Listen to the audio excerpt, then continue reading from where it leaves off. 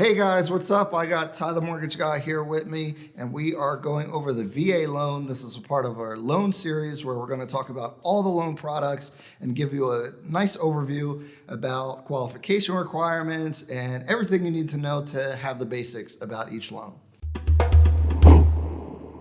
Hi, I'm Tyrone Pannell, aka Ty the Mortgage Guy. I work with Homebridge Financial. I've been doing mortgages for 14 years now, and I do a lot of different programs. How does the VA loan stack up against a conventional or FHA or a USDA loan? Okay, number one, no money down. True no money down. It's not like the down payment assistance programs where you have a second lien, forgivable if you stay in the house X amount of time. This one is 100%, and the other benefit would be that there is no PMI. That's So the big one. Yeah, typically when you get into the 100% financing, there's a PMI, MIP. With VA, there is none. And basically, PMI is private mortgage insurance, or MIP is mortgage insurance premium. This is the cost of getting a low down payment loan, like on something like a FHA loan. And you would pay it every month, plus there's an upfront portion. And basically, it makes the loan cost more than it would if you didn't have that PMI. Correct. But the VA loan has a funding fee, so talk about that. Yeah, so the funding fee is their upfront MIP, or the VA's way of Insuring the loan. Absolutely, Whatever, absolutely. And so currently it's 2.15% if you never used it before. If you had a VA loan before and this is your subsequent usage, then it's 3.3. And so this stuff is just changing right now. So, as this video ages, these numbers can change, but that's what it is right now for the funding fee. And actually, that is of 2019. So now we're in 2020, which is at the first of the year, they went from 2.15 to 2.30 for first-time usage, and it went from 3.3 to 3.6 for subsequent usage. So the VA funding fee is paid at closing, right? Correct, and it could be Normally. and in most cases, it's paid within the loan. It's financed. So But they don't come out of pocket, right? They You don't can come roll out of that pocket. into the loan. Absolutely, So if absolutely. a loan is $100,000 and you're rolling the funding fee in, you would just add it to that $100,000, and your loan would start with that much. Correct. Now they have the option to can pay pay it, but most people don't. Yeah, it deletes the purpose of the 0% down if you pay Correct. it.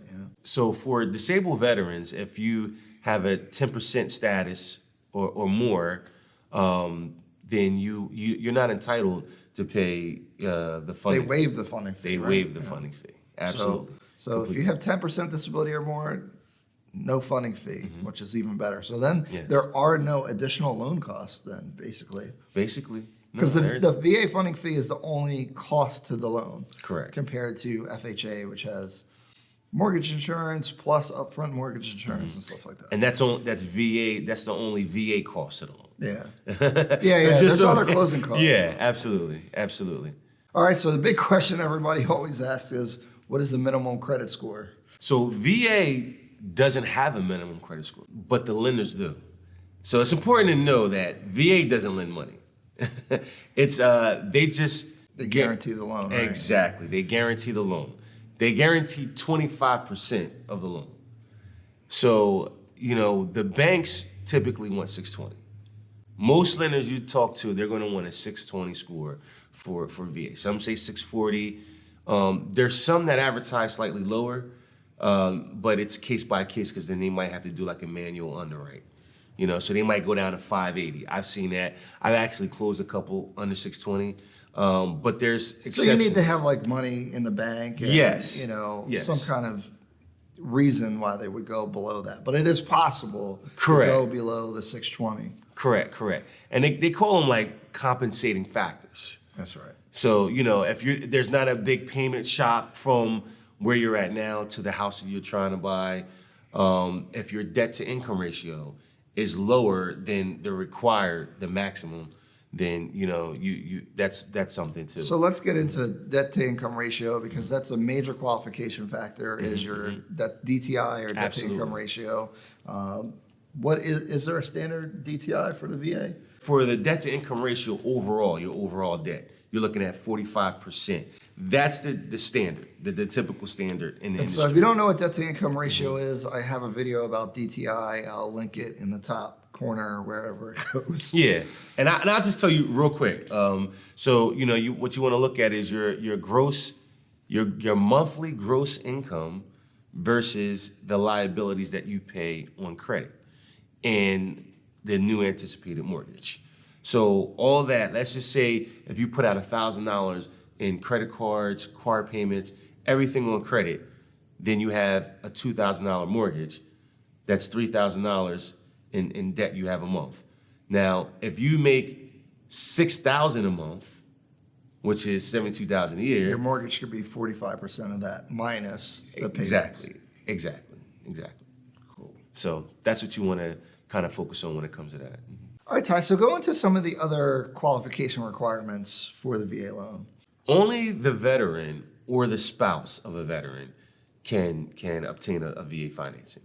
There can be no co-signers or anybody else that are getting onto the mortgage that is not a veteran. That's important. So can you use this as like an investment loan, or what's the deal with that? It's a primary occupant financing, so you have to reside in the property. VA doesn't do it as an investment program.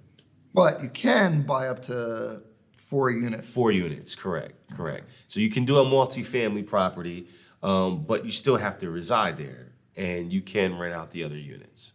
So for my investors out there, you can house hack, you can buy a 4 unit, you can live in 1 unit. I actually did it myself. It was probably the best thing I ever did in real estate, and it's probably the best way to get started investing is if you buy a multifamily, live in one side and rent it out. And it's even better if you use the VA loan, because you can literally do that with 0 money down. It's the best thing ever. And with the changes now, there's no loan limits based on the county. So anywhere, let's say if you saw a 4 unit and it's 1.2 million, prior to 2020, you couldn't purchase that house with using VA financing. So that's huge. That's really big. A lot of people on a lot of these forums that I'm on are talking about that, and a lot of people are excited about that. So Absolutely. it's awesome. Are there lending limits to the VA, or can you buy $1 million property? How does that work? Now you actually can for 2020, since they eliminated the loan limits for VA. The thing is, they eliminated the loan limits. However, they didn't eliminate Your eligibility amount, which we'll talk about too. Correct. We'll get into that. So you can, it's still based on county for 100% financing. So let's say if the county, like we're in Burlington County is $510,400. That's the max VA loan limit. To get 0% down. To get 0% That doesn't mean down. you can't get the loan. Correct. But if you go above that, you do have to pay some portion of the down payment, which is calculated using a formula. Yes, and that formula would be based on the actual purchase price and your entitlement. But they'll get into that with the new guideline. What about VA appraisals? I know that appraisers need to be specialized to be able to do a VA appraisal. What is the difference, really?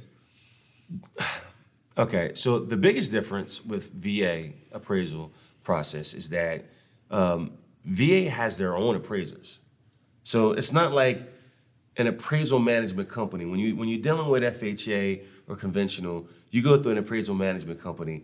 They farm it out to local appraisers, and they're somebody who might be HUD certified. With VA, it's their appraisers. So you go through the VA to order their appraisal. They are notorious for taking a little longer. They're a little bit more complicated when ordering through them. But price-wise, it's the same. It's not like you're paying any more or any less than a typical appraiser. So I would say they're kind of similar to FHA. So there are standards. So if you have chip pain and stuff like that, they're probably going to ask you to, have those things fixed before closing. I don't think it's worse than an FHA appraiser, but it's about the same. the But same. that speed issue can be a problem if you're trying to close real fast. The appraisers can take a little bit sometimes, which might make you extend your closing. So that's a thing to think about too. So the VA loan is no down payment, which is great. What about a veteran who has a big down payment? Should they use the VA loan? Or maybe should they use conventional? What's really the difference there in that situation? Typically, when you're putting 20% or more down, conventional is seen as the better loan. There's no funding fee. There's no extra costs. You know what you're getting. However, with VA, the interest rates are lower, even if you're putting the down payment down, because there's still a guarantee from the VA on the loan. So the VA guarantees 25% of the loan. That makes the bank more comfortable with writing the loan, which means that affects the interest rate. Now, But you can put money down on a VA loan too. You can put 20% down. Right? You can, absolutely. It's absolutely. just, there's not, you don't have to. You don't have to. You don't have to. Another thing is, the benefit is that the VA sometimes allow for different circumstances, extenuating circumstances that conventional might not allow for. Yeah, conventional loans are tough generally. They're tough. So, if you're not a perfect borrower, they're going to ding you on interest or, have different requirements. Correct. So the VA loan is actually assumable, which is rare right now. What does that mean? So the loan could be assumed by somebody. Let's say if a family member wanted to, take over your property, and you didn't necessarily want to sell it to them, so they could take over the payments, but they would have to qualify. Now with VA, They have to be a veteran. they have to be a veteran. Yeah. But if you're moving duty stations and another veteran wants to buy your house and you're leaving, Yeah. maybe that makes sense to do.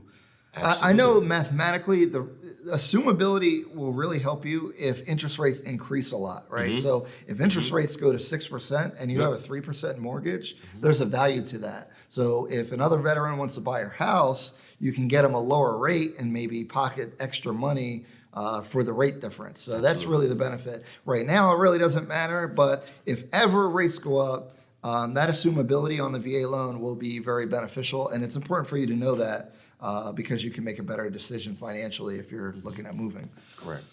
All right, Ty, so that's most of the general information. If someone wanted to start getting a VA loan, Yes. what's their first step? You're going to want to see if you're entitled, if you're eligible, and with that, you're going to want to get a certificate of eligibility from the VA.